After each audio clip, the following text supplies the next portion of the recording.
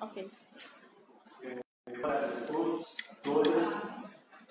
Quando a gente muda de ambiente e precisa fazer adaptações, a gente acaba se perdendo um pouco em tanta tecnologia que não funciona. Aí as adaptações acabam fazendo a gente perder determinado tempo. Mas enquanto isso, as pessoas vão se aproximando, vão chegando. Para tratarmos das questões relacionadas hoje, especificamente filósofas que são negras, mas insubmissas.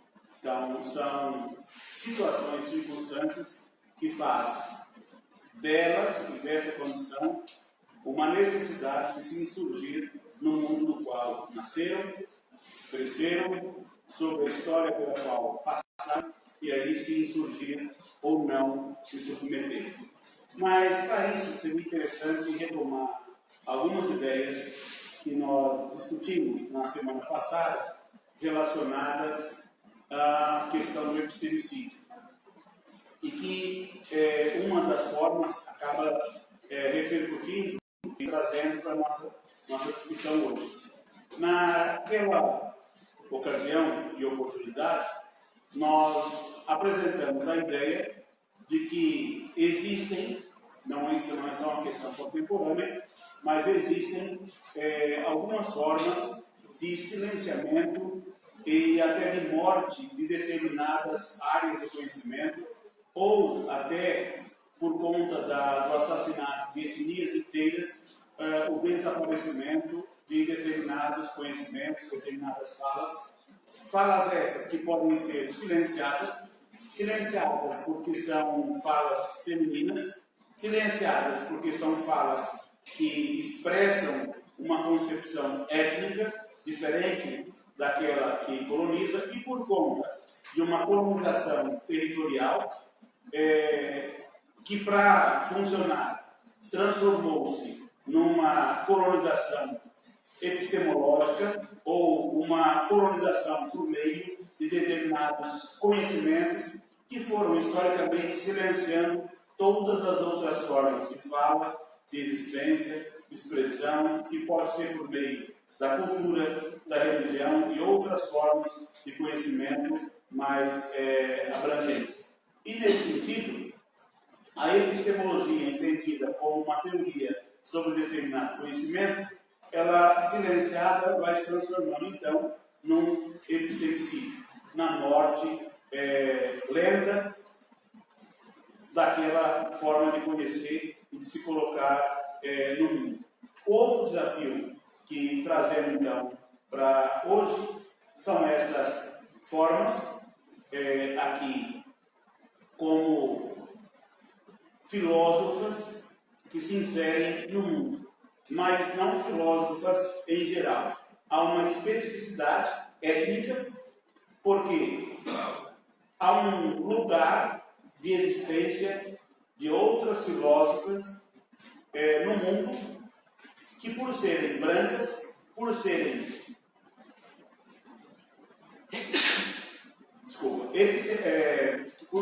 do ponto de vista monetário, bem nascidas, ocuparam um lugar de determinado destaque. O mesmo não ocorre em relação às filósofas que são negras.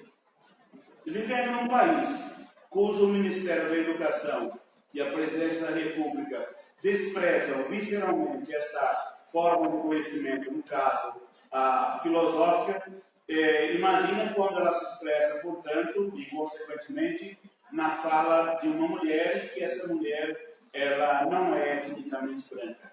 Né? Então, aí há um outro peso que não é histórico, mas ele é um peso que se expressa nessa cultura do ódio contemporâneo que assola o planeta. Então, pensar nessa perspectiva seria pensar, não é o impossível, mas pensar aquilo que foi invisibilizado. Não é uma questão de condição de colocar-se como invisível, mas de ser invisibilidade, ou seja, sofrer uma ação que é do ponto de vista histórico, que é do ponto de vista étnico, social, político, econômico, e que, portanto, é invisibilizado por conta dessa força que pesa sobre determinado segmento, que neste caso são filósofos. Houve um debate recente na ANPOF, na Associação Nacional de Pós-Graduação em Filosofia, que girava em torno da questão de uma filosofia fora da Europa, portanto, que poderia ser uma filosofia latino-americana e uma filosofia brasileira. Dois filósofos fizeram esse debate, essa exposição, e trouxeram a contribuição da filosofia na perspectiva latino-americana, conforme já exposto pelo professor Roberto Rondon, da UFPB, anteriormente. Mais diferente do Roberto Rondon, aqueles, então, professores, no caso, Vladimir Safatli, e o outro, cujo nome agora me foge, quando a gente chega assim, aos 75 anos, a memória ela vai falhando. Mas, do ponto de vista, então, de uma filosofia brasileira, foram apresentados os filósofos brasileiros. Do ponto de vista de uma filosofia da América Latina, os filósofos latino-americanos. Então, nenhum deles colocou nenhuma mulher como filósofa, ou, então, nenhuma mulher contribuiu com o desenvolvimento, a exposição e a historiografia da filosofia, nem brasileira e muito menos latino-americana. Isso também é uma forma de você invisibilizar a filosofia na perspectiva feminina. Tratava-se de dois filósofos brasileiros, ou a outra, o Júlio Cabreira, e que expuseram, então, de um ponto de vista que tem como centro o gênero masculino. E que, consequentemente, com isso, estão dizendo na fala que a filosofia ela tem gênero, ela é somente masculina, mesmo que se expresse na América Latina ou mesmo no Brasil. Então, cabe a nós hoje fazer assim, um resgate, um pouco resgate histórico, e que vai trazer algumas filósofas, que nesse caso são negras, e as suas obras e contribuições, ou ainda a contribuição das mulheres no campo do ensino superior, espaço no qual determinados saberes acabaram se difundindo. Uma questão que chama já de imediato a nossa atenção é sobre a ideia de que essa invisibilidade ela é uma questão posta na perspectiva do gênero, ou se é uma questão étnica. Como expressão, mas também já de uma imagem usada na semana passada, mas que aponta nessa perspectiva uma produção de 130 anos de ilusão daquela ideia de que nós somos livres e de que existe uma democracia racial e um espaço democrático de debate na tal da academia. Uma das questões que se expõe na perspectiva da ilusão é confundir o espaço democrático do debate como sinônimo de abertura para expressar isso. Ou seja, democrático porque todo mundo pode falar. Mas quem é todo mundo? São todos brancos? Ou partem de uma perspectiva eminentemente europeia, branca, masculina e tal, e isso transforma o espaço num debate democrático? Ou são falas distintas, muitas vezes opostas, e por isso aceitas como lugar do debate, e por essa razão é democrático? Uma universidade, portanto, que expressa um pensamento único, que tem como centro uma etnia, ela pode ser muita coisa, menos a universidade no seu sentido amplo e espaçoso, generoso, para que o debate ali flua. Então nós não queremos, já vou dizer isso agora, e é o objeto da minha fala também no final, não queremos com isso tirar uma epistemologia e colocar uma outra. Não se trata de substituição. Nós não queremos uma ideia, essa ideia de universidade. O que nós queremos é uma pluriversidade. É um espaço para diferentes teorias, diferentes etnias, diferentes lugares de fala. Senão ela não tem sentido no seu universitas. Ela será sempre um colegialzão com expressão única. E sobre isso a gente não vai se esforçar para manter. A ideia é ampliar os espaços, ampliar as falas, então como você domina, ampliar aqui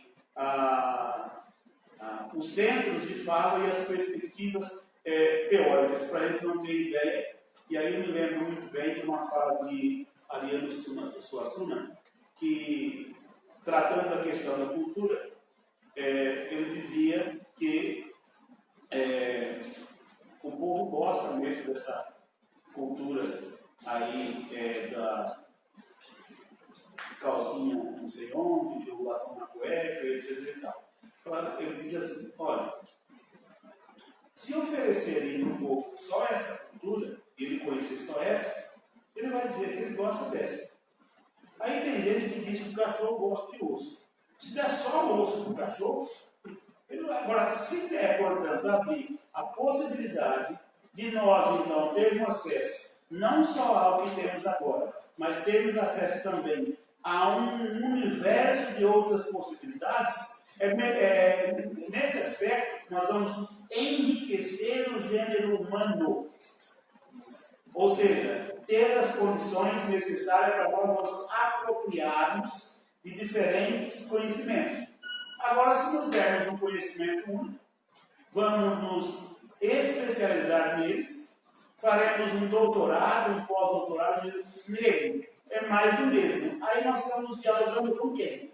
Com nós mesmos. Então não tem uma outra referência, não tem algo que se contrapõe nessa perspectiva, que complemente, que alargue, que amplie, porque é mais do mesmo. E nessa ideia dessa invisibilidade, há dois textos que tratam sobre isso, que no caso de autoria de Luiz Thiago Dantas, que é pesquisador da Federal do Paraná, na invisibilidade da filosofia africana, nenhum discurso acadêmico brasileiro. E o outro, Introdução à Filosofia Africana, a história de uma invisibilidade. Se não foi por um meio ainda, ele irá. Essa semana foi bastante corrida. Uma outra questão que colocamos para abrir a nossa conversa é se essa invisibilidade ela acontece somente para as filósofas negras ou também para filósofos negros. Se é para um, se é para os dois, é isso que nós veremos no percurso da nossa fala hoje. E a nossa história, nesse sentido, ela começa como uma possibilidade das pessoas na história fazer esse silenciamento, que pode ser apagando a história de determinados povos, ou seja, eles não existiram. Quando, na fala da semana passada, apresentamos a ideia de que se a filosofia nasceu na Grécia mesmo, com Tales, no século VI, então tudo que se pensou anterior a essa fase está apagada, está silenciada. Mas aí a gente vai pesquisar, a gente vai buscar e encontra um universo de outras produções, mas que, como não é difundida, é silenciada, nós só conheceremos a partir, então, dessa tradição grega. Uma outra forma de silenciamento é você queimar os documentos existentes. Você não só apaga a história, você queima para que não haja vestígio, para que não haja, não reste nada de que foi produzido. No percurso desse silenciamento, vamos ver se a gente compreende que existe um fio condutor religioso que induz a esse silenciamento, ao apagar não das luzes, mas da história, e por meio das chamas queimar as ideias ali produzidas. Não nos esqueçamos do peso e da importância da Santa Inquisição, que não só queimou pessoas, mas a tudo que ali a elas pertencia. Então a Inquisição foi uma das manifestações nesse sentido. Quando falamos em termos de universidade, nós não colocamos a questão se a universidade ela tem sua origem, por exemplo, no povo que tem sua cruz, a sua etnia negra, amarela ou branca. Porque ao passarmos por um curso universitário e também os livros didáticos do ensino médio, constantemente vem a história para nós contada de que ela realmente nasceu na Idade Média na Europa. Então isso é uma história não só difundida, contada, replicada e tudo mais. Com isso, há uma hegemonia nessa narrativa que não há a menor possibilidade de nenhum outro povo anterior a esse ter criado ou ter ousado criar uma universidade. Mas aí, como o ser humano é curioso, e eu reivindico fazer parte dessa espécie, a curiosidade faz a gente buscar. E aí a gente precisa de um olhar apurado na história, fazendo o cérebro, então, pensar aguçadamente e pesquisar. Aqui temos a África de um lado, a Índia de outro, portanto, não tem nada a ver com o nascimento das universidades na Europa. Pois é, mas tem uma tal de Universidade de Nalanda que existiu muito antes da Europa existir ou sair da Idade das Trevas, ou então montar as suas universidades, que ali passou então a ser o centro de referência para a difusão do conhecimento. Então, muito antes de Bolonha, de Oxford, de Cambridge nascer, Nalanda já existia. Século V, portanto, 400 e bolinha, já existia uma universidade na Índia. Mas o que é a Índia, né? O que é a Índia? Durante sua existência, então, Nalanda chegou a contar com mais de 10 mil estudantes, 1.500 professores, e sua maioria monges budistas, que saíram da China, Japão, da Coreia e de outros países asiáticos. Uma universidade. Mas que depois foi saqueada quando os muçulmanos invadiram e ali queimaram tudo. Em 1193, ela tinha sido queimada antes de muitas universidades de Europa existirem. Aqui um pouco do que restou da Universidade de Nalanda. Na imagem superior, o prédio no seu desenho original, e até hoje monges budistas ali visitam para fazerem suas orações. Há uma outra universidade, mais antiga ainda, Querouin, Marrocos. Mas o que é Marrocos, né? Fundada por uma mulher muçulmana no ano de 859. Então não tem nada a ver com europeus, nem com homens brancos e ricos, nada disso.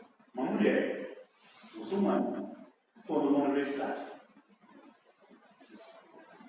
Ela era uma refugiada. E em tempos contemporâneos, a ideia de refugiado é uma moeda bastante comum.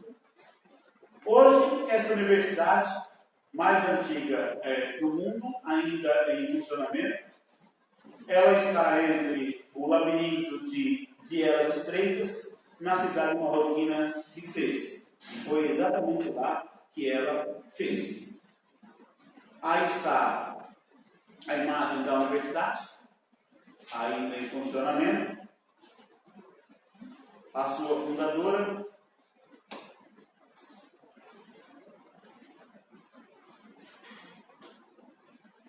biblioteca, a arte como expressão do conhecimento daquela etnia, daquele povo. E essa mesma universidade, então,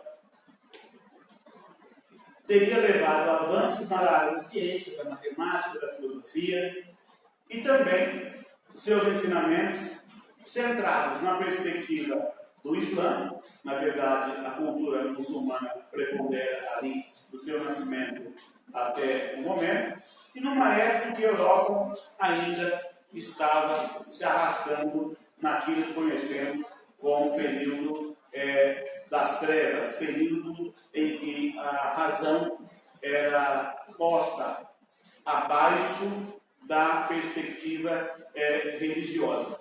E essa também é uma das únicas universidades do mundo estabelecida por uma mulher, e no caso, uma mulher muçulmana, e que gerou, dentre alguns conhecidos por mundo afora, mas não é por nós, filósofo judeu Maimônides e também o muçulmano Rushdie, que depois a figura do Papa Silvestre II também foi estudante de lá. E aí as obras que nós conhecemos, mas que as pessoas que por ali passaram puderam então escrever os seus textos e repercutiram em muita produção medieval. Mas como a tradição da filosofia medieval ela é preponderantemente europeia, então há também estudos que acabam se concentrando muito mais em Agostinho de Hipona e Tomás de Aquino, dentre outros mais periféricos, mais en passant, a não ser que o professor que está com aquela disciplina tenha dedicado seus estudos em outro pensador, e aí deixa esses clássicos mais à margem de informação e foca seus estudos onde é a área do seu conhecimento.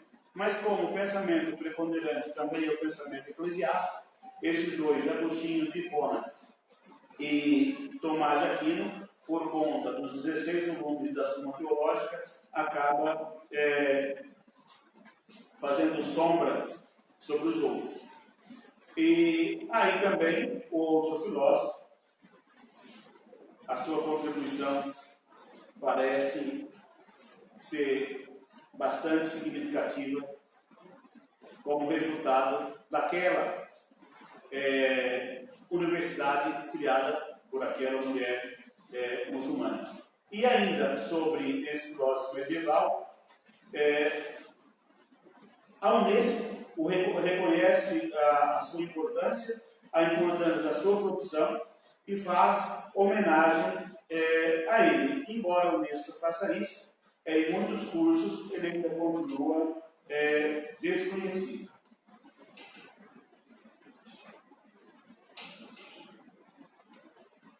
Obras que rodam o mundo, mas que não chegam até nós, porque para nós que vivemos numa bolha europeia, o importante é conhecer o que os europeus consideram que nós devemos conhecer. O índex, se for aprovado por eles, podemos estudar, caso contrário, não podemos. Mas enquanto isso, em outro continente, a cidade, cuidado com a expressão, ela aparece de diferentes formas, também tem a sua universidade. Mas pensa bem, uma universidade no Mali. Puxa vida, mas o que é o Mali para ter uma universidade, né? Pois é, o que é o Mali?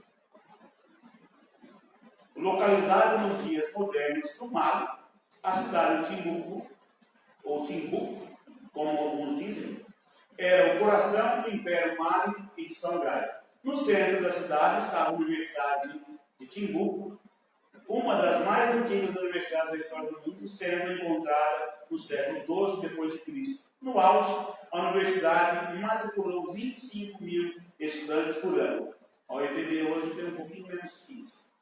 A universidade ofereceu 4 graus diferentes de instrução: secundário, primário, superior e círculo de conhecimento. Assuntos: religião, filosofia, geografia, negócios, astronomia, ciência, matemática, medicina. Lá ela era um centro comercial, ela era a Feira da Prata aos domingos, ela era o lugar de troca.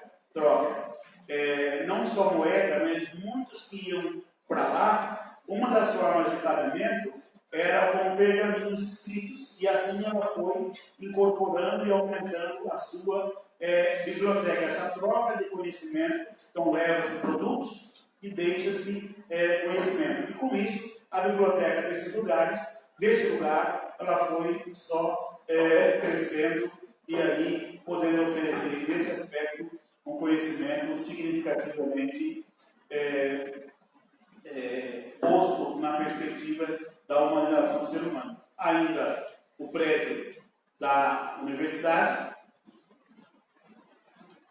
bastante diferente na sua arquitetura, a forma de expressão do conhecimento e o responsável pela guarda do material, mas que, por conta da presença de outras religiões, a universidade ela foi saqueada, ela foi incendiada e boa parte do seu acervo foi perdido, foi queimado. Mas ainda existem valiosas produções sobre o local e que pode ser baixado da internet. E como o nosso inglês, que é a língua do patrão, é bastante fluente, né, na nossa forma colonizadora, nós podemos ler com tranquilidade todas as formas, inclusive na portuguesa. Quem quiser visitar, tem um aeroporto, tá? Podem ficar tranquilos, vocês conseguirão pousar e fazer o passeio devido. Ali no meio, na mesma cidade, existe uma outra, também é mesquita e universidade. Como aqui na UEPB, de vez em quando você encontra as pessoas no processo de aula, mas você encontra também as pessoas como transformando isso aqui numa igreja, né, fazendo ali seus cultos, etc. e tal. Então aqui, assim como lá, a mesquita, assim também os templos, a UEPB é um templo religioso também. Desde que não sejam as religiões afrodescendentes. Aí as outras podem. A Universidade de Sankore, às vezes tem, ou às vezes não, 50 mil sábios muçulmanos ajudaram a espalhar o Islã através da África Ocidental e ainda funciona a Universidade de Sankore, embora com um número mais reduzido, 15 mil estudantes. E a proteção, então, da mesquita guarda em determinados horários, o horário destinado, portanto, à difusão do conhecimento. E que constantemente ela então, por conta da forma como foi construída, ela deve ser constantemente retocada, porque é predominantemente feita com barro. Ainda Sankore, o período em que Mansa Musa reinou foi o período áureo do período que a cidade, a mesma cidade, tinha 3 universidades. Sankore, uma, a outra que apresentei, os nomes não são muito fáceis de pronunciar. Então, está indo tão bem. Mas é assim mesmo. Nada está tão ruim que possa piorar. Daqui a pouco cai. E aí a gente volta à questão, então. Se, de fato, apesar dos livros didáticos apontarem que a universidade nasceu na Europa, e a gente vê que No século V, na Índia, tinha uma universidade. Em 859, na África, tinha outra universidade e mais duas na mesma cidade. Aí a gente fica com uma mulher, e agora? Como é que a resposta aceita em qualquer programa de TV será sempre a de Bolonha, no final do século XI, portanto, 1088 especificamente. Então, século XII, fundada a Universidade de Paris, depois vem as da Inglaterra, e assim o mundo funciona como se o restante não existisse. São formas de silenciamento e também de apagar registros da história. No caso das europeias, vão se dedicar no uso ou na difusão do conhecimento da medicina, da astronomia, da lógica. Uma parte que não coube aqui colocar, que não coube o tempo da preparação de tudo isso, muitas informações acabam se passando. Na cultura egípcia, eles organizam no trivium e no quadrivium, que a universidade medieval organizou da mesma forma, sobre as mesmas áreas de conhecimento. Só que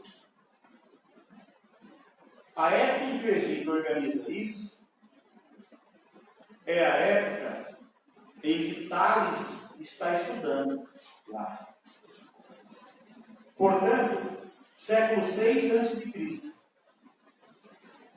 A Universidade Europeia, se ela surge no século XII a.C., com os mesmos princípios e fundamentos, tem uma distância gigantesca aí no tempo, só que fazendo uma valorização justa da questão temporal, a justiça acaba recaindo sobre as contribuições egípcias para organizar o fundamento da educação no período medieval. Eu não consegui colocar isso aí, estou lembrando agora desse fato, mas que eu posso acrescentar no momento assim mandar para vocês, que disse que mandaria da semana passada, até hoje não mandei, como a semana foi corrida. Os dias são só 24 horas, o problema é esse. Sempre falta tempo. Aí tem um mapa da Europa com os lugares em que todas as universidades surgiram e o ano. No caso, quem organizou o mapa colocou que Bolonha nasceu em 1185, mas na verdade ela é de 1088. Então tem uma pequena flecha aí para corrigir o detalhe. As universidades medievais, elas tinham, para poder funcionar, a chancela da igreja. Dependendo da nação que organizou a universidade e que não seguia, Roma ainda tinha autonomia, portanto, de organizar a sua universidade sobre um outro patamar, uma outra perspectiva teórica, que não aquelas que estavam sob o comando da igreja. E que, nesse caso, Bolonha, Paris, Oxford e Cambridge, ambas, todas, né, nesse caso, estavam sob esse princípio religioso e que, por conta disso, ganham essa arquitetura toda, então, composta, que resiste ao tempo e difunde o seu conhecimento de forma mais atualizada, mas sempre fazendo a referência ao seu tempo glorioso, cujo conhecimento nasceu ali mesmo e que é, portanto, nesse sentido, uma forma de preservar. Não é ainda, tudo bem que hoje é sexta-feira, mas ainda não é a hora. Não é a hora. Mas, nesse caso, a questão é como é que a gente impede que as mulheres, nesse período, tenham acesso à universidade. Esta cerveja aí, a Abadesa, ela foi criada por uma mulher que foi muito valorizada nesse período, porque elas acabavam, na verdade, curando as pessoas. E ao curar as pessoas, quem tinha acesso, portanto, à ideia da medicina eram as mulheres. E para então impedir que as mulheres tenham acesso a esse conhecimento, era preciso montar uma estratégia para que elas não acessassem. Qual foi a forma que a igreja usou para? Primeiro, vamos transformar o curso então de medicina como um curso universitário. Como a mulher era proibida de frequentar a universidade, então a mulher passou a ser proibida de fazer uso da medicina, de curar pessoas. Aí a gente dá uma olhada na história e fica lembrando, mas o que acontece com aquelas pessoas que mesmo assim vão curar pessoas? Aí elas serão acusadas de bruxaria. Porque homens não fazem bruxaria, né? Só nos filmes de Harry Potter. Mas no caso histórico, bruxaria é coisa de mulher. Então, bruxaria é algo clandestino, é algo condenável. Mas não cura? Cura. Mas o homem não cura? O homem cura, mas o homem tem autorização para fazer. Mas a bruxaria não é a mesma? Sim. É a mesma bruxaria, só que você tem uma bruxaria desautorizada e uma bruxaria autorizada. Autorizada pode? Pode. No caso, equivaleria ao exercício ilegal da profissão. Ele não é pessoa formada no curso, portanto, não pode atuar. Isso deveria valer também quando existe uma certa crise na educação, e ela é permanente, quando a imprensa, ao invés de entrevistar os professores, que são as pessoas diretamente ligadas à educação, vão entrevistar médicos, vão entrevistar engenheiros assim, não engenheiro não quero dizer, empresários, alguém que está fora da questão da educação. Só não perguntam para as pessoas que estão diretamente ligadas a esse processo. Então, dessa forma, no período medieval, então já fica subentendido que a mulher não tem acesso à educação. Proibida aqui, então, bruxaria. Agora, depois de queimá-las como fogo santo da Inquisição, a história muda, depois elas viram santas, né? Depois, então, vamos dar outro título a elas, vamos santificá-las. A Santa Madre. Desculpa. Aqui tem os... Toda vez que eu volto, dá problemas. Daqui a pouco eu vou colocar uma fogueira aqui para ver se resolve o problema aqui. Essas são as obras da Hildegarda, a autora da cerveja. Todos esses escritos são escritos dela. Mas,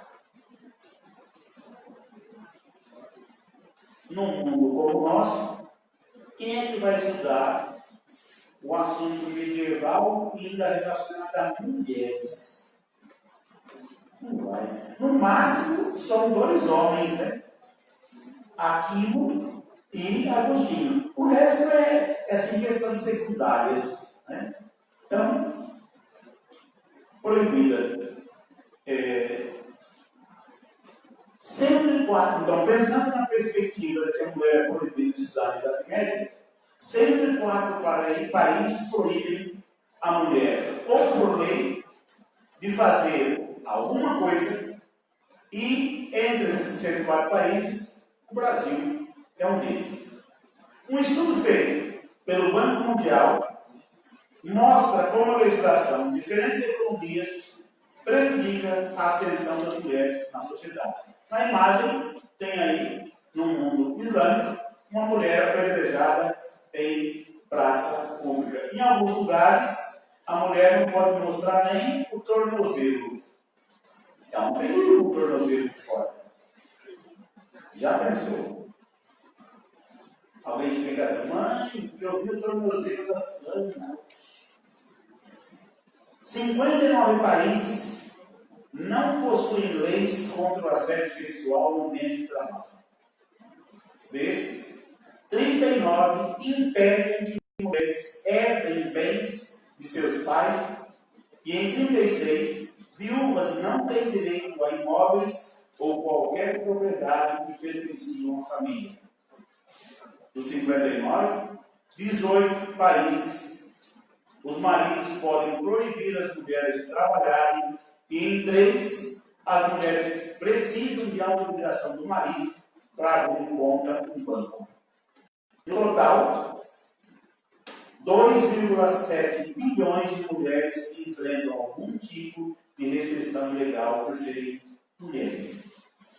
Se nós estamos num planeta com pouco mais de 7 bilhões, quase 3, temos um tipo de proibição. No Oriente Velho, mulheres ainda são impedidas de estudar, de dirigir e escolher o próprio marido. Em 70 países, meninas sofreram agressões por querer estudar. E tem alguns lugares que algumas pessoas quase agridem os outros para que ela estude. Forçar a estudar. Não estou falando de período de prova, né? Ou falando de maneira geral. Não quer. Não quer. Relatório da ONU lembra os casos da Nigéria e da Somália, onde as milícias, então milícia não é um privilégio do Brasil nem do Rio de Janeiro, milícias islamitas, no caso, são duas pessoas que comandam isso, Boko Haram e Al-Shabaab, respectivamente, mantêm uma política ativa de impedir que meninas estudem. Há também os casos do Afeganistão e do Paquistão e as atrocidades cometidas pelos talibãs. Aí as famílias, no caso a família, querendo a filha de volta sequestrada por Boko Haram, e as outras impedidas de poder participar de estudos. Mas não é um privilégio somente naquele continente. Em El Salvador, como um exemplo do que acontece na América Central, onde as meninas são vítimas de gangues criminosos. Mas não só isso. O assédio sexual também acontece dentro da escola, por professores e por colegas de classe.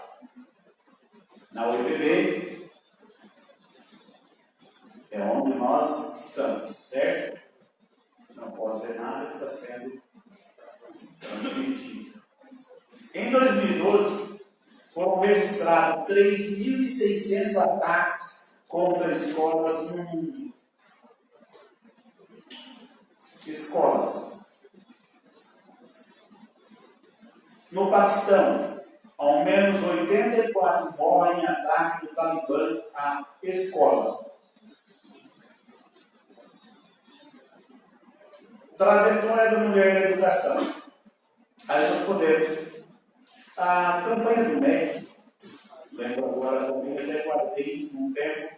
O MEC fez uma campanha no começo do ano, em que uma imagem, a menina tem, de um lado, o braço, ele é negro, do outro, ele é branco.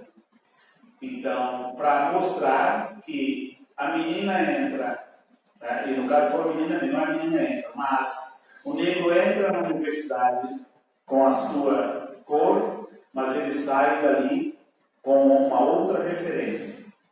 Foi objeto de muita crítica, etc. Não sei se vocês lembram, tenham acompanhado isso. Objeto de crítica, mas ele expressa uma verdade de um ponto de vista. O conhecimento na universidade é o conhecimento branco. Então, independente da nossa etnia, da nossa CUTS, quando entramos, saímos pensando todos iguais, como brancos. Embora não sejamos brancos, mas o conhecimento que temos é. 51% da população no Brasil é negra, mas o conhecimento é branco para 100%.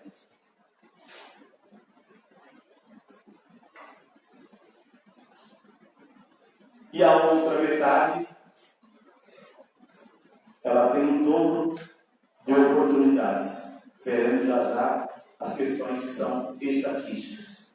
Ela poderia ser um lugar plural. Plural não de etnias, mas de conhecimentos que expressam a totalidade do conhecimento humano, e não de uma das formas de expressar o conhecimento. E você sabia que de 1500, quando o Brasil foi invadido, até 1827, a educação brasileira era permitida somente para homens? 1827. O papel da mulher na educação era inexistente. Então, essa é uma das formas de você tornar a mulher invisível na educação.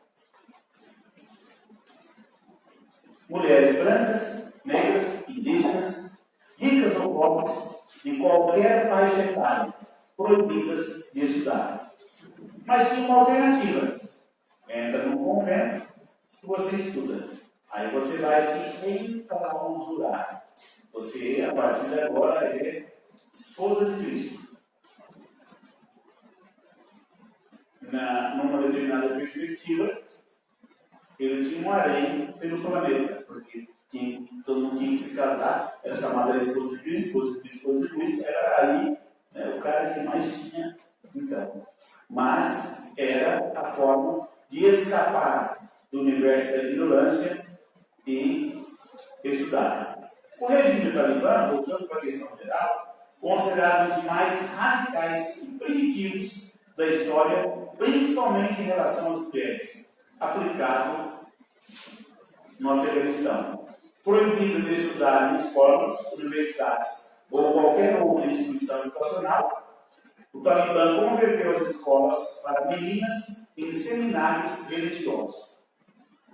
Pedi para vocês, no comecinho, tentar se esforçar na memória para ver se existe um fio condutor religioso sobre o universo da invisibilidade, do silenciamento e de colocar a questão do gênero feminino como uma impossibilidade. Vamos ver se até o final a gente consegue fazer esse percurso. Mais de 60 milhões de meninas não têm acesso à educação no mundo. Isso é uma estatística medieval. Esse relatório recente da ONU. Fome, pobreza, trabalho infantil, casamento forçado. Falta de segurança e saneamento básico são as principais barreiras que impedem 62 milhões de meninas deixem de frequentar uma sala de aula diariamente. E de acordo ainda com a Unesco, metade delas nunca mais voltará à escola. Acho que disse isso para vocês semana passada. Daquelas pessoas que estão estudando e ao longo do curso se casam e desaparecem. Aí você pergunta para algum mentor: cadê fulano? Casou. Sim, mas e a universidade? Não, ainda não deixa ela estudar não.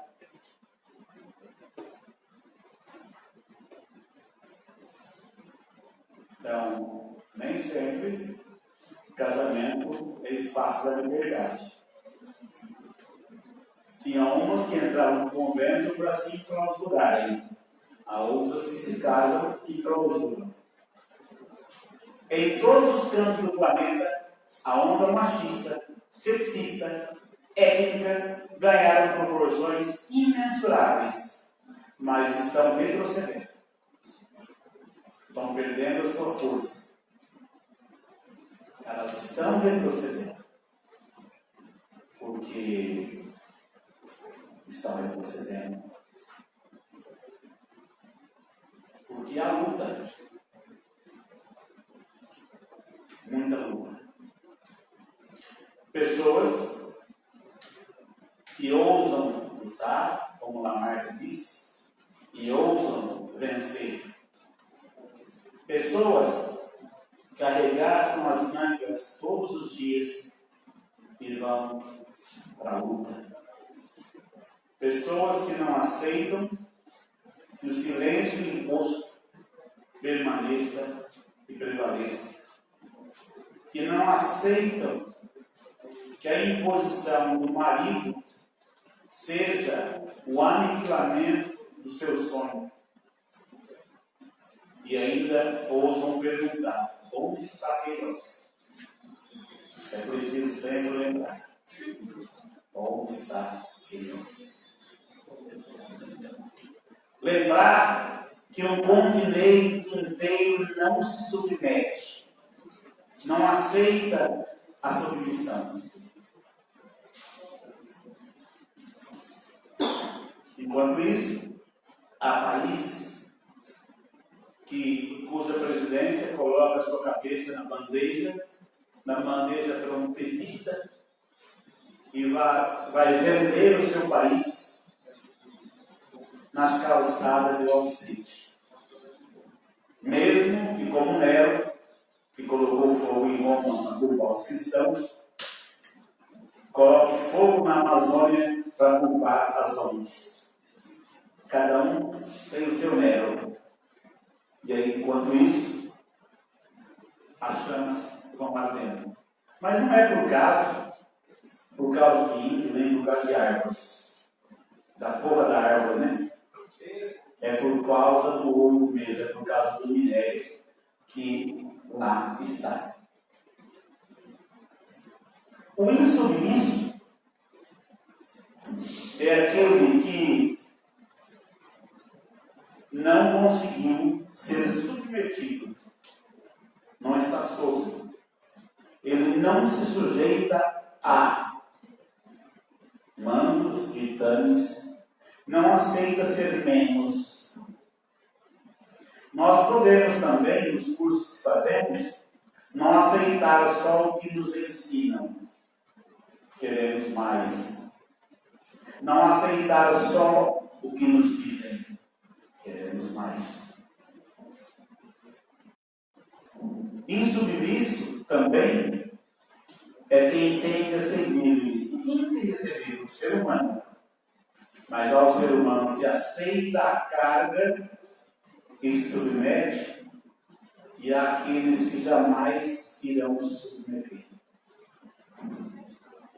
Há aqueles que não se subordinam, são insubordinados. Tem oração subordinada e tem oração insubordinada. Tem que ser insubordinado. Rebelde. A rebelião é a não aceitação das coisas como são apresentadas como únicas. Insubmisso é como se diz da pessoa que cometeu o crime de ser insubmisso. Como é bom ser acusado de ser insubmisso?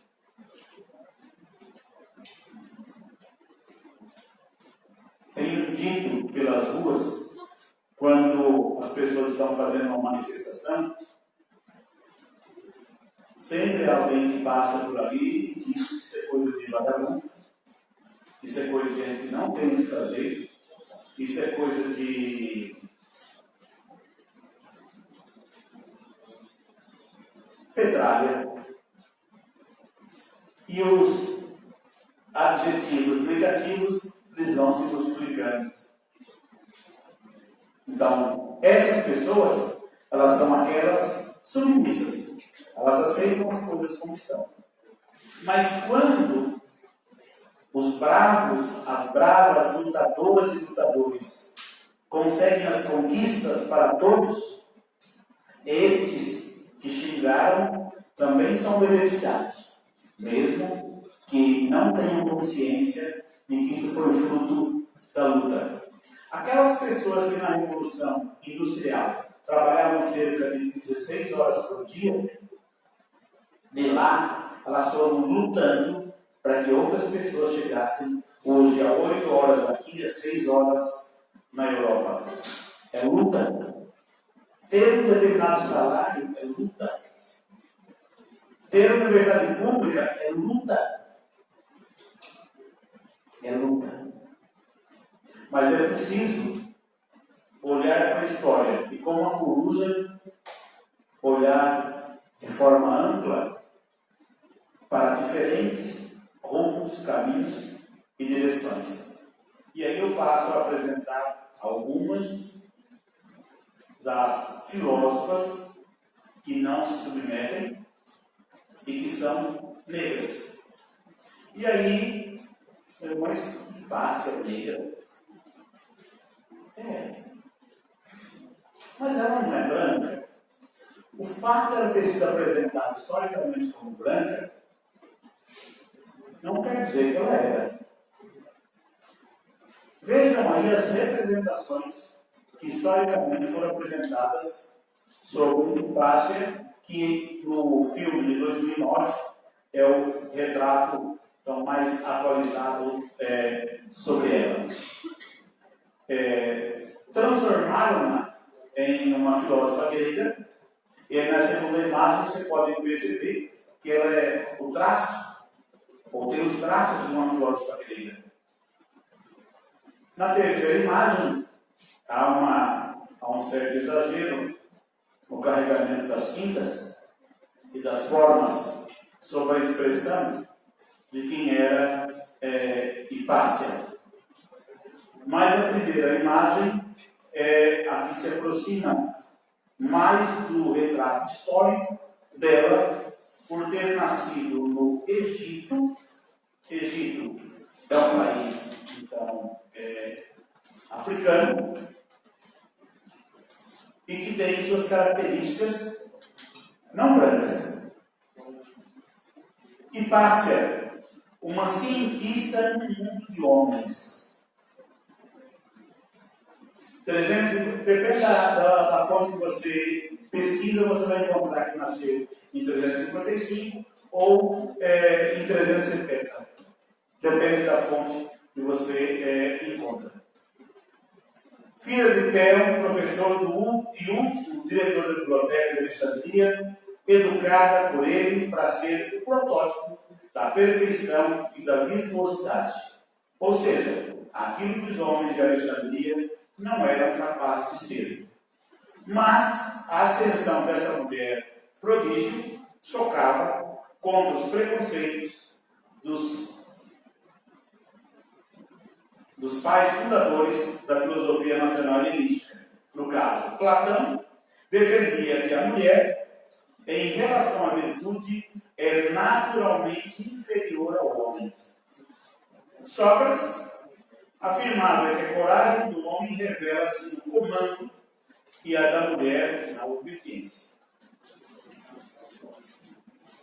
Neste caso, Hipácia, uma cientista no mundo de homens, acabou por exceder tudo e todos e tornar-se, na sua época, um dos nomes mais respeitados da matemática, da astronomia e da filosofia.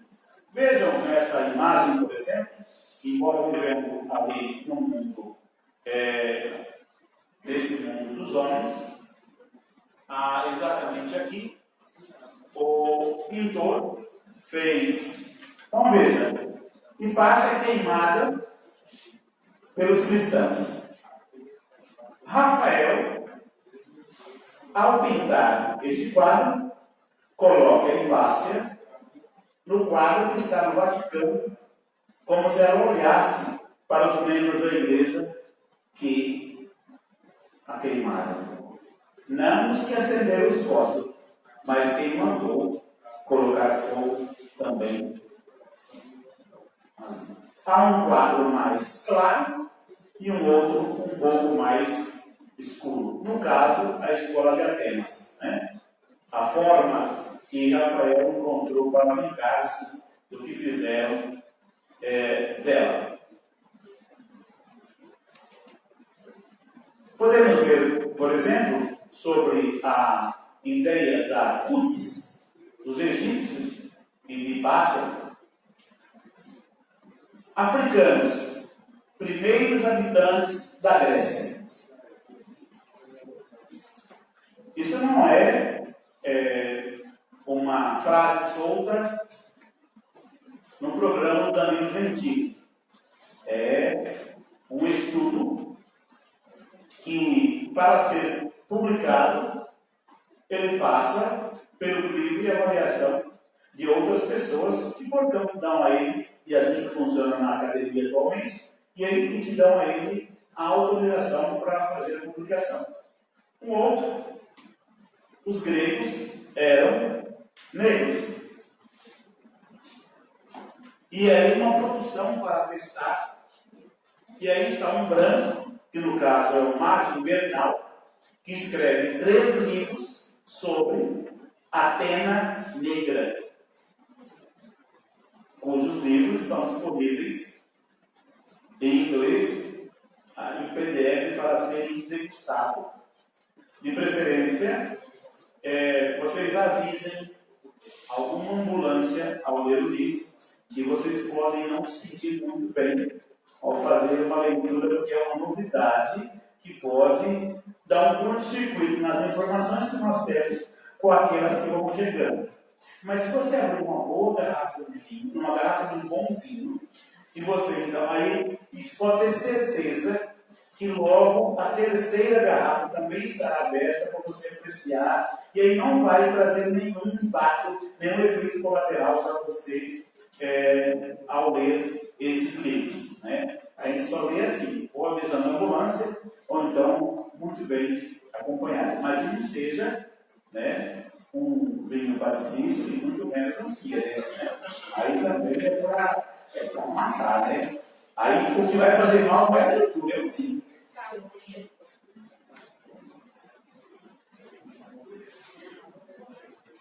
Ainda pensando nessa ideia da Grécia, que tem nos seus fundamentos a etnia negra, então, aparece aí, daquelas obras gregas, numa cena da Ilíada, de Aquiles e Memo lutando contra uma ânfora de figuras negras do sótão por volta de 510 a.C.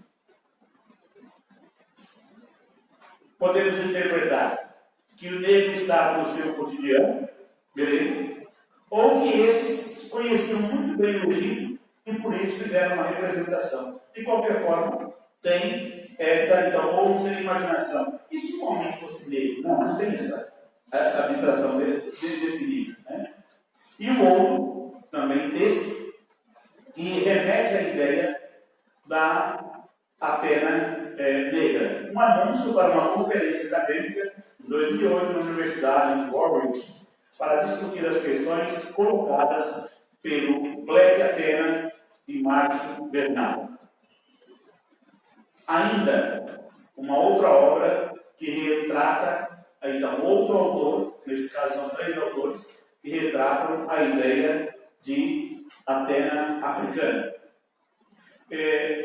Retomando então, fora da ideia da possibilidade de que Hipácia era uma filósofa negra, tem as contribuições teóricas desta que não se rendeu. Entre os seus feitos, encontra-se o aperfeiçoamento do astrolábio, e no caso, quem vem antes nessa produção é Euclides, não da Cunha, Ptolomeu e Hiparco, que tem contribuições desse artefato, mas que depois é aperfeiçoado por Hipácia. Um instrumento que 1000 anos depois ajudaria os portugueses a conquistar o planeta pelos mares.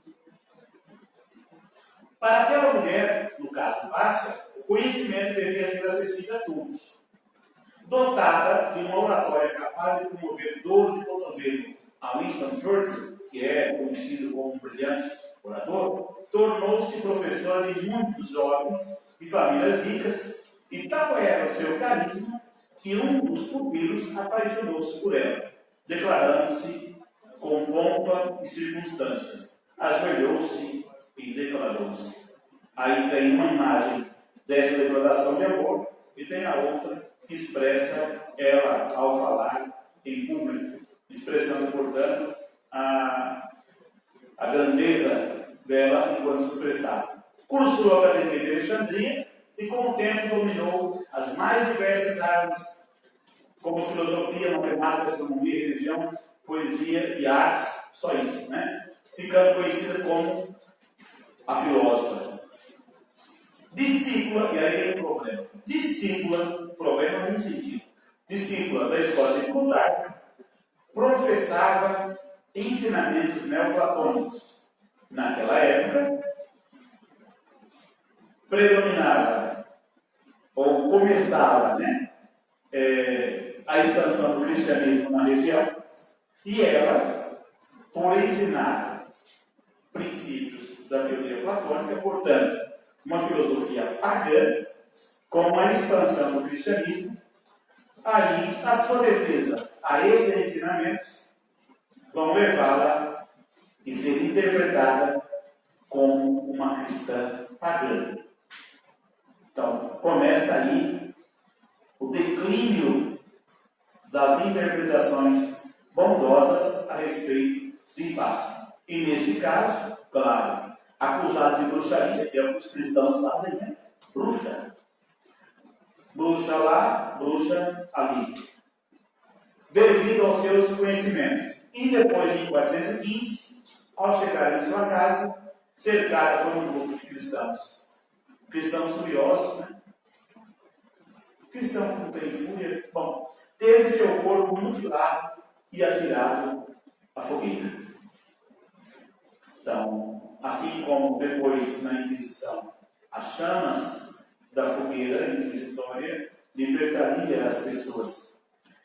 A sua história chega até os dias atuais por cartas, por ensinamentos de seus pupilos, mas também por documentos, próprios documentos escritos por membros da igreja daquele período, já que a biblioteca foi-se. Alexandria, no Egito. Egito, um país da África. África, habitada por negros. Hipácia. Vejam que quem carrega, quem está puxando aqui Hipácia, Alexandria, Egito. Quem está dando a ordem, vejam a cutis de quem dá a ordem, a cutis de quem puxa, de quem arrasta.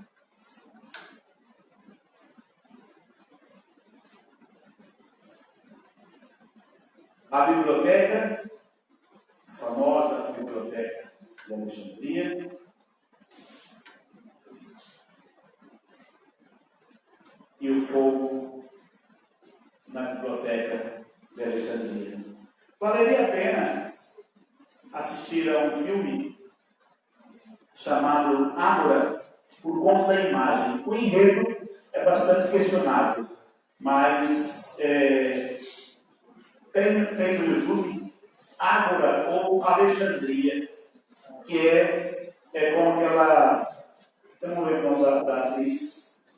Ela aparece na imagem, ali a única imagem feita recente, uma representação. E aí estão as obras escritas sobre Hipácia, já que o que ela tinha escrito, tudo se foi.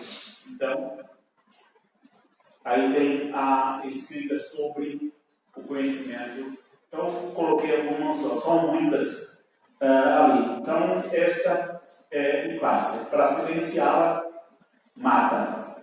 Para impedir que ela continue falando, você elimina o corpo. Você elimina a representação física, que é a expressão, o meio pelo qual o conhecimento se expressa. E aí tem uma segunda expressão de filósofa insubmissa, Angela Davis. Esta ainda vive, mas inspiração para muita gente. Há um monte de outras filósofas no percurso, mais brancas. A nossa questão não é apresentar a história das mulheres na filosofia, seria uma outra fala, né? Mas das filósofas negras. No caso, Angela Davis, na vida não há os que escolhem. Na vida há os que escolhem os atalhos e há aqueles que escolhem os rumos mais difíceis. Para uma mulher negra, o caminho fácil, difícil. Para uma mulher pobre, o caminho fácil também é difícil. Para uma mulher, escolher o caminho no mundo dos homens também é difícil. No caso, negra, mulher, ativista, marxista, feminista e, acima de tudo, lutadora, a educadora e professora americana Angela Davis está, no caso, entre as mulheres negras que queriam, por conta da justiça, escolher o caminho mais difícil, mais árduo, é o caminho da luta. Símbolo da causa negra na década de 60, do século passado, nos Estados Unidos, Angela voltou recentemente ao centro das atenções da mídia após seu contundente discurso na Marcha das Mulheres em Washington, no dia seguinte à posse de Donald Trump. Diz ela: nós representamos as poderosas forças de mudança que estão determinadas a impedir que as moribundas culturas do racismo e do patriarcado heterossexual se ergam novamente. E assim, ela, nascida em Birmingham, numa cidade segregada, cresceu em um bairro marcado pela monstruosa tradição de se explodir casas de famílias e igrejas em bairros negros, preferencialmente com as pessoas dentro. Isso a gente pode ver também num filme, Mississippi em Chamas, que é a forma como o período de existência da Ku Klux Klan, que é exatamente a forma quase miliciana em que os brancos se organizam para eliminar os negros e tudo a que a eles pertence ou lembra. Uma das mais populares organizações civis do período, claro, a Ku Klux Klan, que ainda está vivíssima. Jovens mortas na explosão da igreja, 11, 14 anos, mas eram negras. Por que colocaram fogo naquela indústria que é símbolo da luta no 8 de março? Quem estava lá e quem morreu?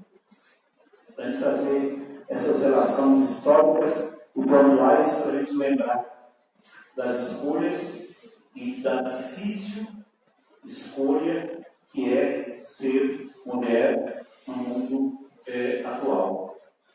Isso não quer dizer que no tempo foi melhor. Angela Davis era tudo que o gênero masculino e branco não tolera. Mulher negra, inteligente, altiva, senhora de si, orgulhosa de suas origens e de seu lugar, desafiando o sistema que oprimia, violentava seus pais sem jamais baixar a cabeça ou o volume de sua voz. Ela fez parte daquele período conhecido como o período das Panteras Negras, né? E o cabelo aí, o Black Power, sempre marcando. Mas por conta dessa postura dela diante do mundo, tinha um preço a pagar. E pagou por isso. Em 1969, foi demitido do cargo de professor de filosofia da UFB, da Universidade da Califórnia, por sua associação com o Partido Comunista Americano e com os Panteras Negras. Ainda que fizesse parte de uma frente pela resistência não violenta, em 70, ela viria a ser perseguida, colocada na lista dos 10 criminosos mais perigosos do país, condenada e presa sem provas e com altas doses de espetacularização. Então, o Brasil recente está imitando o período lá. Então, prender sem provas do Brasil, avisando a Globo para ir filmar com antecedência, essa espetacularização não é uma novidade. Já em 1970, nos Estados Unidos, fazia a sua história. E aí o cartaz de procurado. Ela estudava um caso de 3 jovens negros. Claro que eles não conseguiram prender, né? Até então. Acusados de matarem um policial branco. Durante o julgamento, um dos 3 jovens armados tomou o tribunal e o juiz como reféns. O evento terminaria em confronto direto com a morte dos 3 réus e do juiz. E Ângela, claro, foi acusada de ter comprado as armas utilizadas no crime, o que, pela lei da Califórnia, ligava diretamente aos assassinatos. Neste caso, Angela Davis foi presa como terrorista. Está vendo como se forja uma prova? A reação à sua prisão foi intensa. Centenas de comitês pelo mundo afora pedindo a sua liberdade. Até canções. A canção Angela, John Lennon e Yoko Ono.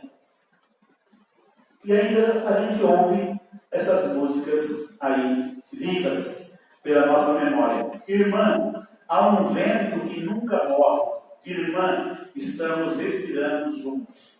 Angela, o mundo olha por você, escreveu John Lennon. Então, a marca dela no mundo e a sua referência enquanto ativista dos direitos humanos, dos direitos em geral, fez dela um espaço a ser conquistado pela luta pela liberdade. Em 72,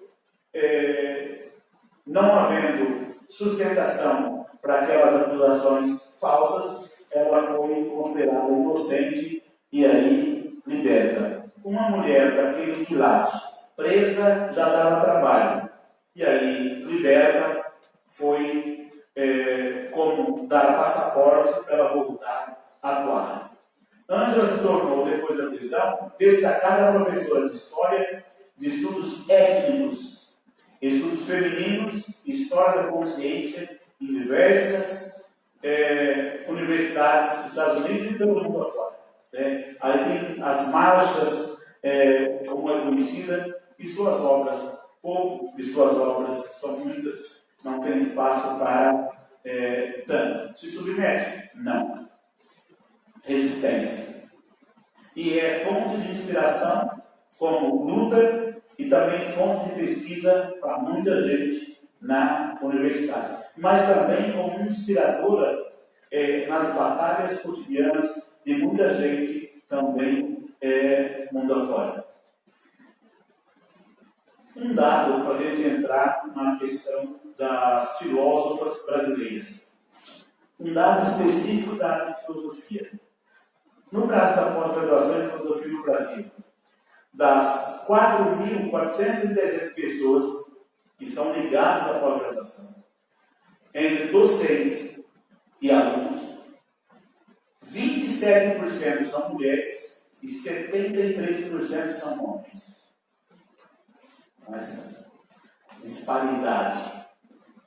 Dos egressos da graduação em filosofia, mulheres 38,4%, homens 61,6%. Então, qualquer dos cenários, a presença da mulher na filosofia, ela é menor.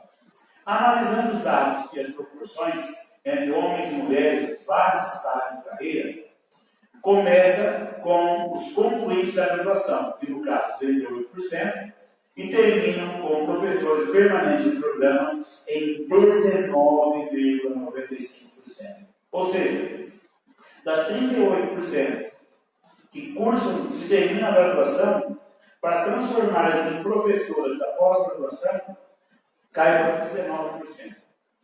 20% praticamente. A proporção de mulheres diminui em 48%, enquanto de homens aumenta em 29,95%. Uma mulher tem aproximadamente 2,5 vezes menos chance do que um homem de chegar ao topo dessa carreira profissional. No caso específico da filosofia.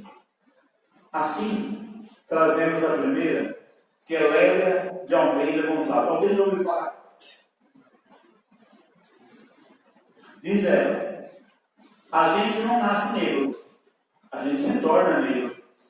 É uma conquista dura, cruel e que se desenvolve pela vida da gente afora. Aí entra a questão da identidade que você vai construindo. Essa identidade negra não é uma coisa pronta, acabada. Então, para mim, uma pessoa negra que tem consciência de sua negritude está na luta contra o racismo. As outras são mulatas, marrons, pardos e etc. Ela foi filósofa, antropóloga, professora, escritora, intelectual, militante do movimento negro, feminista. A obra da autora enfatiza o que? O protagonismo do negro, particularmente das mulheres negras,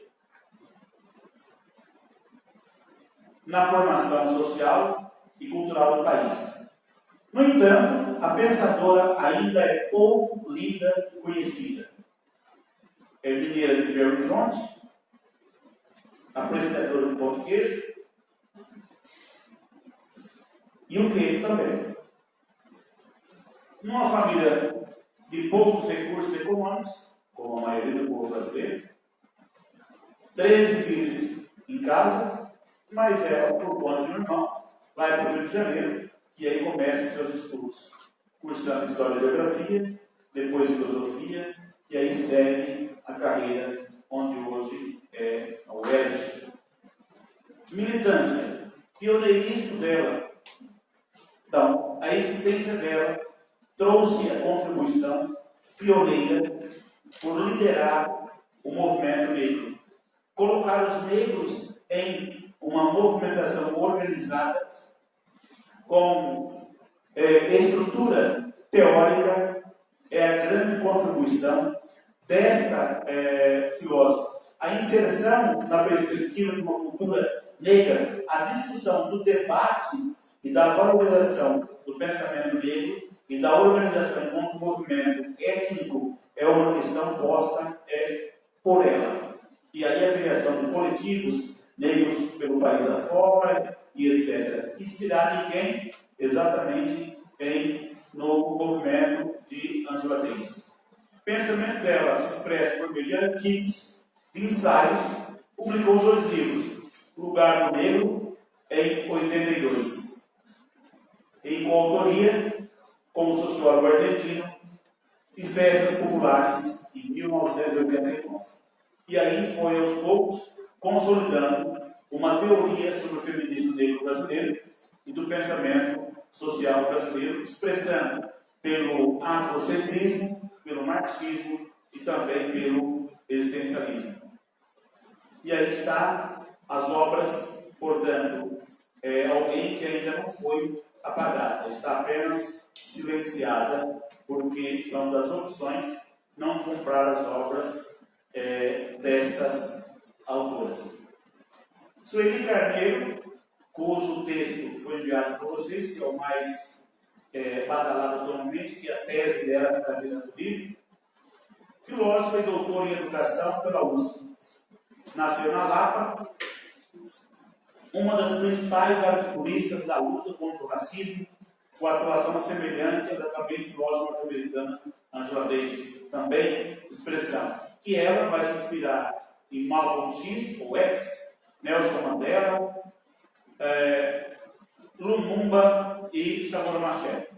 São fontes de inspiração da sua produção. Mas nesse caso ainda, a filósofa Sueli Carneiro, ela vai não só se engajar no movimento feminista, mas ser ativista desse movimento, e vai colocar uma questão que é sempre lembrada, que o movimento feminista ele se divide em movimento feminista que trata da mulher em geral, e tem os segmentos que são específicos, no caso do movimento feminista dele. E por isso ela vai dizer que o ativismo das mulheres brancas, ela não dialoga com a questão racial. a ponto de ela chegar a dizer que muitas mulheres brancas vão para suas reuniões do ativismo feminista, mas deixam uma mulher trabalhando como empregada doméstica em sua casa, que não leva para a luta aquela outra mulher. Então, parece que é um discurso a respeito do feminismo, mas não é uma luta do feminismo na sua integralidade. Essa é uma das críticas postas por ela. E aí, ainda, artigo, né? Enegrecer o feminismo, a situação da mulher negra na América Latina a partir de uma perspectiva de gênero. Mulheres em movimento, racismo, sexismo e desigualdade no Brasil. Essa última imagem de Las Aparecida Sueli Carneiro. Esse é o título da tese de doutorado dela. A construção do outro como não ser, como fundamento do ser. Está para sair um livro, mas a tese dela está sempre nas referências bibliográficas das pesquisas que estão saindo atualmente. E como produto das contribuições de Sueli Carneiro, vem a filósofa mais badalada nesse universo hoje, e roda o mundo falando sobre a temática do feminismo negro e outras questões do âmbito da filosofia, que é Djamila Ribeiro. Filósofa que se tornou uma das principais vozes do combate ao racismo.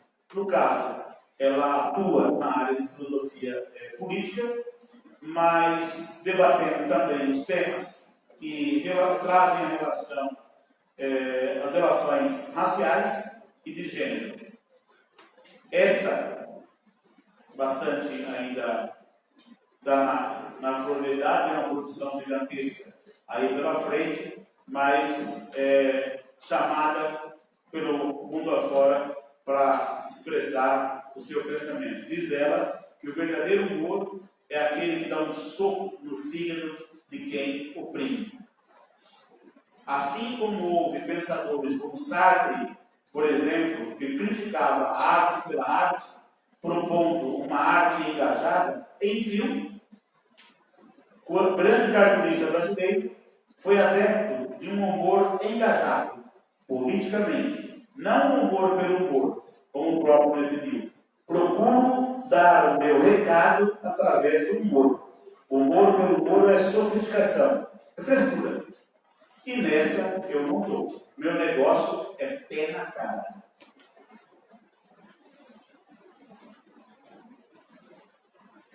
Diz ela, quanto opiniões também matam.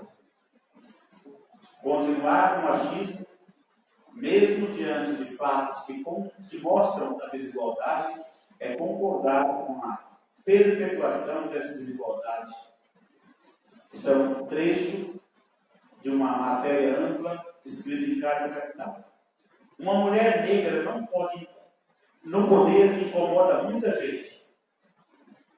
Já havia percebido que uma mulher negra empoderada incomoda muita gente. Basta perceber os olhares e os comentários de algumas pessoas quando veem uma que não se curva às exigências de uma sociedade racista e misógina. Basta ser mulher. Se for negra, então. A perspectiva do feminismo negro sobre violências históricas e simbólicas. Tudo que estou apresentando aqui são temas de textos dela. Se vocês depois digitarem o portal GV10, vai aparecer todos esses textos aí. Esse artigo foi escrito como texto base para a participação no debate do lançamento do livro Bala Perdida, a violência policial no Brasil, desafios para a superação. O empoderamento necessário. Outro texto que diz que o termo empoderamento muitas vezes é mal interpretado. Por vezes, ele é entendido como algo individual ou a tomada de poder para se perpetuar as opressões. E por aí vai, combatendo a questão sexista. Feminismo negro, violências históricas e simbólicas. É fundamental explicitar as grandes distâncias que ainda separam homens, mulheres, negros e brancos no Brasil. O retrato da desigualdade no Brasil mostra como o racismo e o sexismo são elementos estruturantes que mantêm as violências históricas contra a população negra. Cansado de ouvir sobre machismo e racismo? Imagine quem vive isso. Não querer discutir temas tão importantes é sintomático de uma sociedade imatura para o debate sério. A justiça é branca e rica, cada vez mais marginalizadas, expõem o racismo e a feminização da pobreza no Brasil. São vários textos de carta capital. O corpo da mulher negra como um pedaço de carne barata.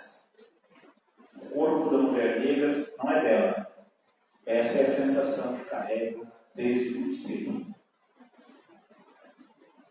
Por que o machismo mata mais as negras? Precisamos parar de eleger qual opressão é mais importante. Opressão. Se for uma opressão X, pode, a outra não. Como eleger? A opressão do outro, né? Do outro pode. Djamila enfrenta Moro em debate em Londres. Juiz não deveria ter partido.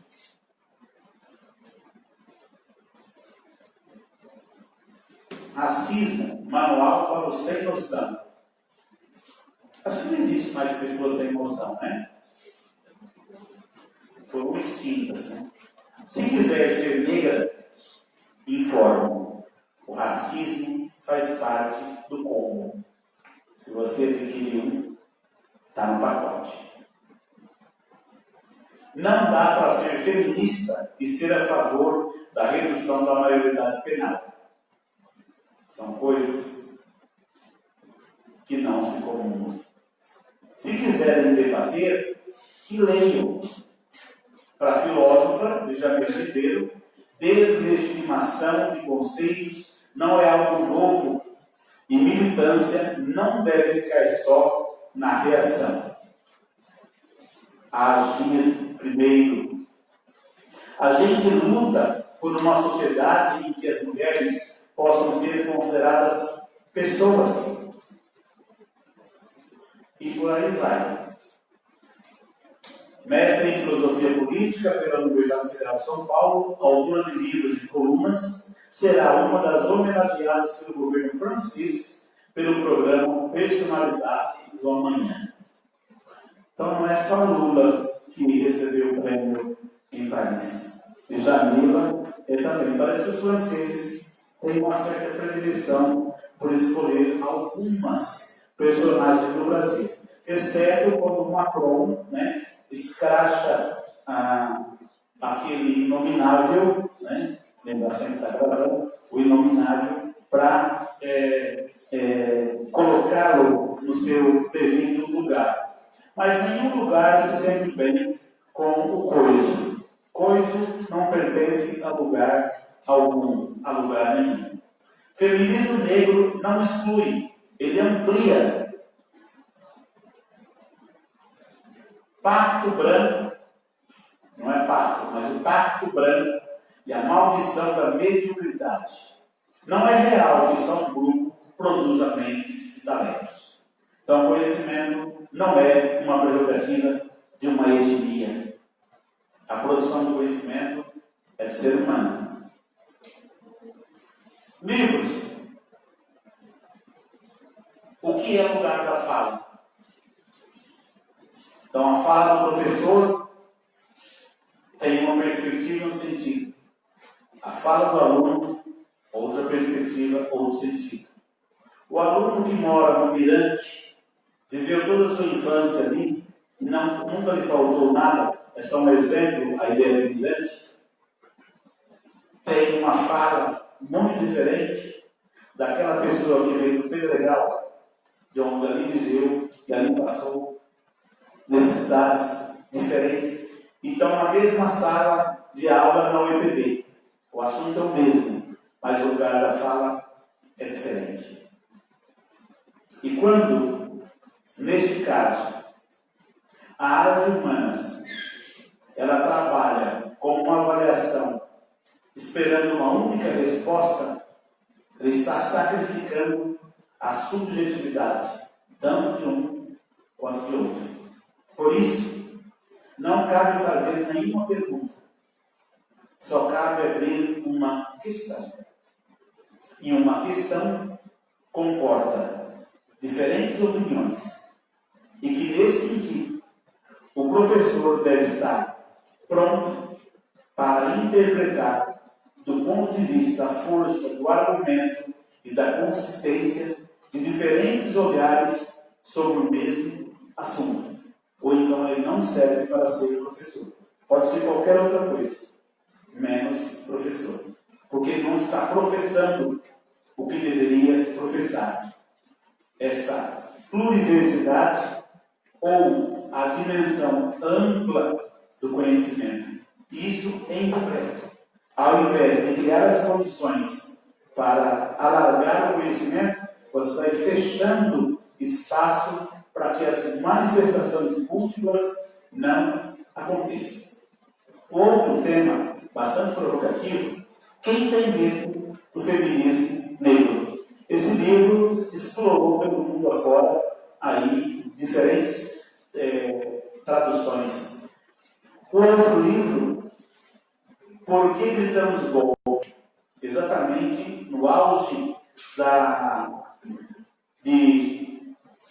do golpe de 2016, quando nós organizamos aqui um outro curso de extensão sobre o golpe, essa é uma das referências que estavam listados ali nos 26 encontros que fizemos aqui para discutir nas diferentes formas como o golpe, ele foi um golpe, não é um golpe só na retirada da presidente Dilma Rousseff, mas um golpe em toda a estrutura social no que se refere aos direitos, no que se refere à questão da educação ou das diferentes manifestações que ocorreram. A organização da mídia, a organização de partidos, a onda conservadora. Então tudo isso vem de livros como esse que ajudam a gente a interpretar melhor o universo no qual nós pisamos. Mas e aí? Vamos debater com Jamila Ribeiro? E aí eu volto àquela pergunta inicial. Todas as formas de segregações, de sepultamento, de impedimento das mulheres terem acesso a conhecimento, independente da questão étnica e do tema, pode ser lido como consequência de um fio condutor, de um viés religioso ou não? Guarda a pergunta. O espaço na universidade. Se nós pensarmos no tempo de Brasil hoje, o acesso ele é amplo, garantido. Basta você querer. Isto, basta você querer, fica numa intencionalidade.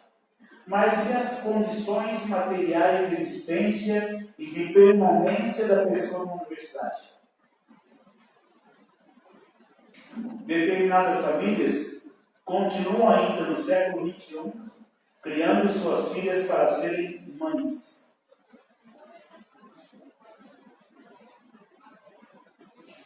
Já o menino, como o homem é da rua, então o homem vai estudar.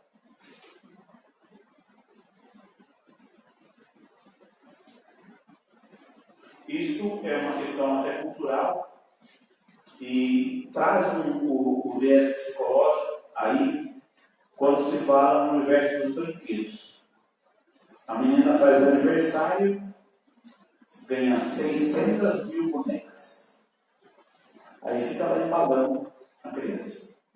O menino faz aniversário, ganha arminha, ganha carrinho, ganha um caminhãozinho para transportar seus brinquedos, ganha brinquedo.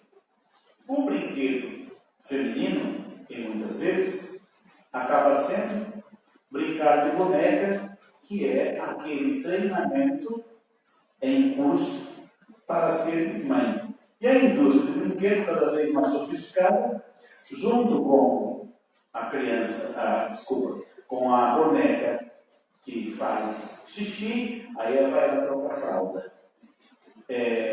Vende também uma cozinha completa, com todas as panelinhas, ou seja, ela vai cuidar do bebê, vai trocar fralda e vai fazer comida. Aí quando alguém vai para a televisão e diz que, como mudou a presidência da República, a nova versão da mulher agora é do lar. É a mulher que vai ficar restrita ao âmbito da casa, da família. Isso é uma construção histórica e que acaba determinando os nossos papéis sociais. Mas o menino, como é da rua, o menino pode tudo. E o pior é que se a menina arranca a cabeça da boneca, aí vai lá o pai e a mãe, mas eu paguei tão caro para vocês, mas brinquedo não é para brincar. Se você não desmontar o brinquedo, você não está brincando. Não é para arrancar a rodinha do carro. É sim. Eu estou trocando o pneu, eu tirei, agora eu vou colocar de volta. Então, não dura um mês, mas é para isso mesmo. Porque não tem graça ficar fazendo barulho de carrinho e empurrando de um lado para o outro. Bom é desmontar. Fazer de novo. Claro que sempre vai sobrar peça no quebra-cabeça. Mas essa é a ideia, é brincar com o brinquedo. Agora, quando o brinquedo é um ser humano, aí a brincadeira fica séria. Mas vamos debater com Jamila. E aí eu volto àquela questão inicial. O silenciamento, o desaparecimento, é só para filósofas negras ou isso se aplica também a filósofos negros? Então aí, naquele mesmo cartaz, só foi selecionado uma parte para a gente verificar o que nós conhecemos desses filósofos aí. Do Aquino, Kant, que escreveu a crítica da razão pura, a crítica da razão prática, e uma outra crítica que eu sempre faço questão de esquecer, não porque eu lembro, não faço questão nem de lembrar. Mas ele escreve a crítica da razão negra, uma África que não se submete, portanto é insubmissa, e a necropolítica. Dificilmente nós encontraremos esses livros nas referências bibliográficas das disciplinas daqui. Exceto se algum professor começar a ser insubmisso, rebelde, começar a reformular o PPC do curso, colocar outros livros ali. Legado roubado, já foi para o seu e-mail. Tem aqui? Não poderia ter. Marcian Toa. A ideia de uma filosofia negro-africana. Então vejam que a ideia de uma filosofia branca europeia, ela vai ter o seu contraponto. Mas ele não discute só isso. Veja o segundo livro. Ó. Identidade e transcendência. Mas o que eu disse nele, veja o lugar da fala. O lugar da fala desse africano será o mesmo lugar da fala dos filósofos europeus, de verniz grega? Não. Mas por que não pode trazer uma obra como essa? Porque vai enegrecer a filosofia. E é proibido? É. Pele negra, máscaras brancas. Os condenados da terra, em defesa da Revolução Africana. Um outro olhar, uma outra perspectiva. Também não tem lugar para isso.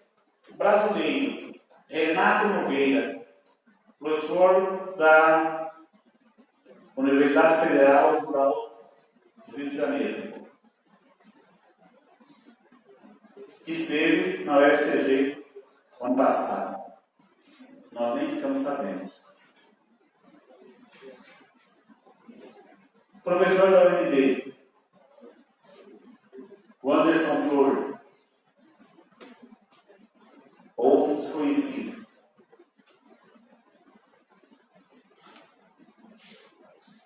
Esse nós conhecemos. O vazio não existencial, mas a ausência de muitos saberes que nós poderíamos ser conhecidos, ter contato, mas sempre há uma possibilidade de irmos atrás. Podemos dizer que agora nós chegamos ao fim, ou podemos dizer que o fim, esse fim, pode ser um outro começo, ou um outro começo. Vai depender das formas como nós olhamos o mundo, como nós olhamos a vida, como olhamos as coisas. É só isso por enquanto, depois retomamos a debate. Muito obrigado.